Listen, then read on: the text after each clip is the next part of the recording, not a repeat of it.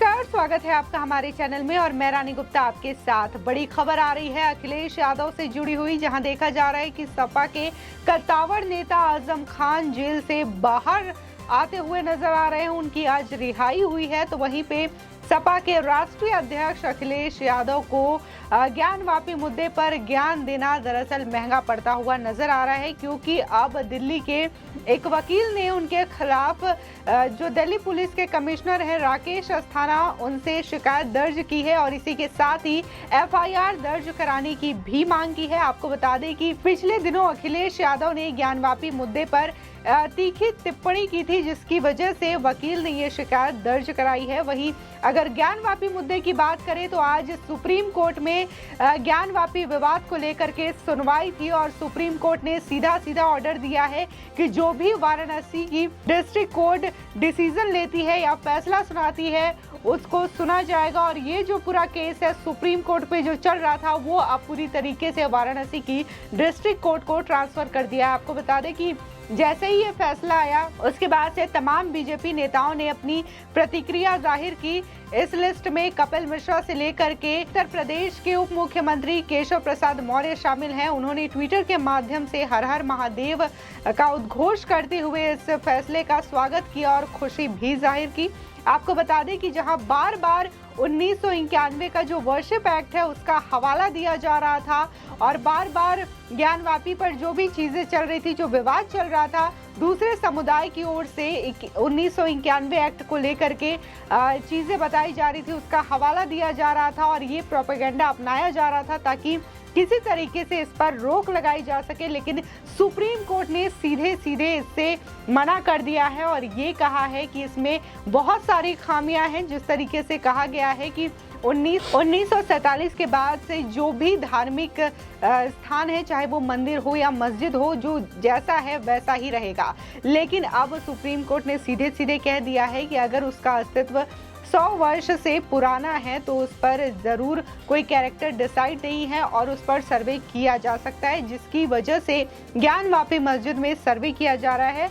और ये जो पूरी सुनवाई है वो अब ट्रांसफर कर दी गई है वाराणसी के डिस्ट्रिक्ट कोर्ट में और ऐसा पहली बार हुआ है जब भारत की सर्वोच्च न्यायालय ने ये फैसला लिया है और डिस्ट्रिक्ट कोर्ट यानी कि जो लोअर कोर्ट है उसके फैसले का स्वागत किया है और ये कहा है कि जो भी वो डिसीजन लेती है वो मान्य होगा। बात अगर अखिलेश यादव की टिप्पणी की करें तो वाराणसी के काशी विश्वनाथ मंदिर परिसर में स्थित ज्ञानवापी मस्जिद में शिवलिंग मिलने के दावे को लेकर यूपी से लेकर दिल्ली तक घमासान जारी है। ज्ञानवापी मस्जिद में शिवलिंग मिलने का दावा बीते कुछ दिनों से सोशल मीडिया पर चर्चा का विषय बना हुआ है।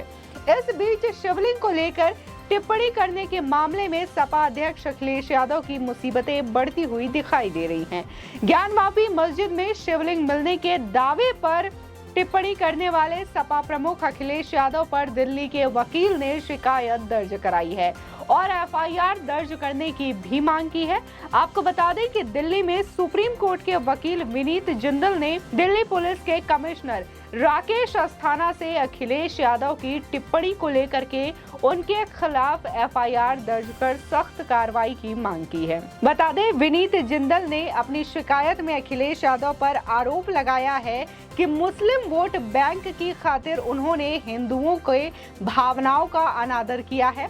बता दें कि बीते दिनों अयोध्या में अखिलेश यादव ने ज्ञानवापी मामले पर कहा था कि हिंदू धर्म में किसी भी पीपल के पेड़ के नीचे पत्थर रख दो, लाल झंडा लगा दो, बस बन गया मंदिर। दरअसल समाजवादी पार्टी के राष्ट्रीय अध्यक्ष अखिलेश यादव ने बुधवार को रामनगरी अयोध्या में हिंदू आस्था को लेकर एक विवादित बयान दिया था। वाराणसी के ज्ञानवापी सर्वे पर पूछे गए सवाल पर अखिलेश यादव ने कहा था कि हिंदू धर्म में कहीं भी पत्थर रख दो, लाल झंडे लगा दो पीपल के पेड़ के नीचे तो वहां पे मंदिर बन जाता है।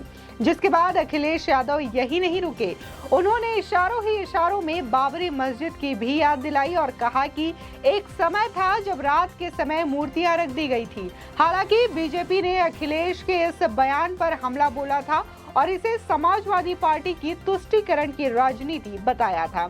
आपको बता दें, जो ज्ञानवापी का पूरा मामला है वो दिल्ली निवासी राखी सिंह और वाराणसी की रहने वाली 5 अन्य महिलाओं की याचिका पर वाराणसी की स्थानीय अदालत ने ज्ञानवापी श्रृंगार गौरी परिसर में वीडियोग्राफी सर्वे के आदेश दिए थे।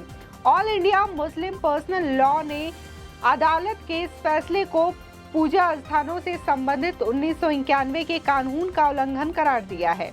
बहरहाल ये सर्वे सोमवार को संपन्न हुआ। हिंदू पक्ष ने मस्जिद के वजूखाने में शिवलिंग मिलने का दावा किया, जिसे मुस्लिम पक्ष ने ये कहते हुए खारिज किया कि जिसे शिवलिंग कहा जा रहा है ये वजूखाने के फवारे का हिस्सा है। आपको बता दें कि आज सुप्रीम कोर्ट में ज्ञानवापी विवाद को लेकर के सुनवाई हुई और जब सुनवाई हुआ और चीजें सामने आई तो बाकायदा इस सुनवाई का और इस फैसले का स्वागत किया गया सभी के द्वारा। जहां जनता ने भी खुशी जाहिर की तो वहीं तमाम बीजेपी के नेताओं ने भी इस पर खुशी जाहिर की और ट्विटर के माध्यम से अपनी प्रतिक्रियाएं शेयर की।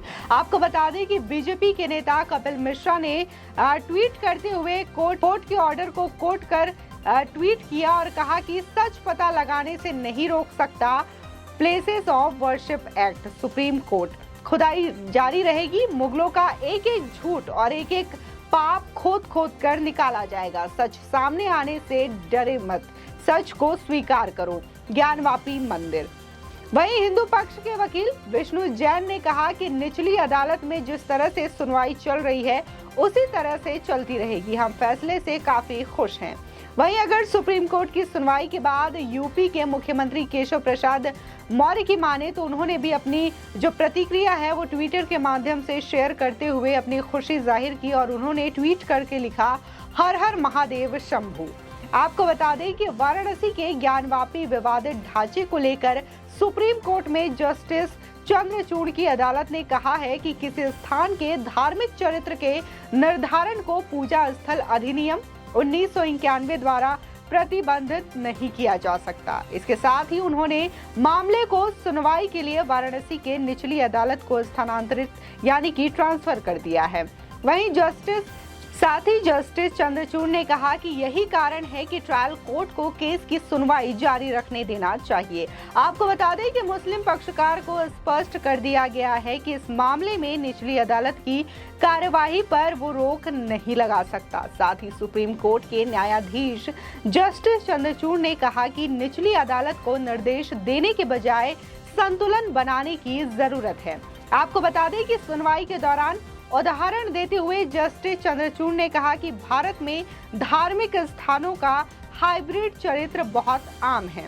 मस्जिद और शिवलिंग को भूल जाइए। एक जगह पर क्रॉस का होना किसी जगह को ईसाई पूजा का स्थान नहीं बना देगा। इस दौरान मुस्लिम पक्ष के वकील हुसैबा अहमदी ने कहा कि जिस क्षेत्र में हिंदू पक्ष कह रहे हैं कि शिवलिंग मिला है वहां एक तालाब है। अहमदी ने कहा कि हम कहते हैं कि यहाँ एक फवारा है, उस क्षेत्र में नल है, उस क्षेत्र को वजू के लिए खोला जा सकता है। अहमदी की इस मांग पर सॉलिसिटर जनरल ने कड़ी आपत्ति जताई और कहा कि इससे कानून व्यवस्था की समस्या खड़ी हो जाएगी। अदालत की बेंच ने भी अहमदी की इस मांग को मानने से सख्त इनकार कर दिया। वहीं मुस्लिम पक्षकारों के वकील हुसैबा अहमदी ने कोर्ट को बताया कि ट्रायल कोर्ट ने अब तक जो किया है उससे माहौल खराब हो सकता है। उन्होंने कोर्ट से यथोस्थिति बनाए रखने का आग्रह करते हुए कहा कि पिछले 500 सालों से उस स्थान को जैसे इस्तेमाल किया जा रहा था उसे बरकरार रखा जाए। हालांकि ये मांग स्वीकार नहीं की गई। आपको बता दें कि आज शुक्रवार का दिन है। शुक्रवार के दिन जुमे की नमाज अदा की जाती है और इस मामले में देखा गया कि ज्ञानवापी में पहले से ही ऑर्डर दे रखा था और ये याचिका भी दायर की गई थी कि जो स्थान है शिवलिंग जहां पे मिला है उसे संरक्षित करने के लिए वहां पे सील कर दिया जाए। वजू खाने का जो स्थान है उसे भी कहीं और शिफ्ट कर दिया जाए। इसके अलावा वहां पे जो मुस्लिम पक्ष के लोग हैं जो नमाज पढ़ने आते हैं उनकी संख्या भी एक लिमिट में कर दी जाए ताकि जो वहां पे चीजें हुई है, सर्वेक्षण का काम हुआ है, उससे किसी को नुकसान ना पहुंचे।